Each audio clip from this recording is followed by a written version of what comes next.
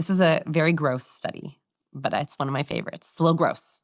So they brought people into their lab. They split them up into 2 different groups. And they made the first group wear a sweatsuit where they catch your sweat and run on the treadmill. So they sweat a lot on the treadmill. The second group, they wore sweatsuits and they took them skydiving for the first time. Both groups sweat a lot.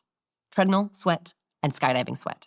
They took these sweat samples and they had unsuspecting participants go into fMRI machines and scan their brains. Then they gave them both sweat samples to smell. Poor these poor people didn't know what they were smelling. They went, everyone who smelled the skydiving sweat had an activation in their own amygdala, their own fear response triggered. In other words, when they smelled fear sweat, they didn't know why, they began to feel afraid.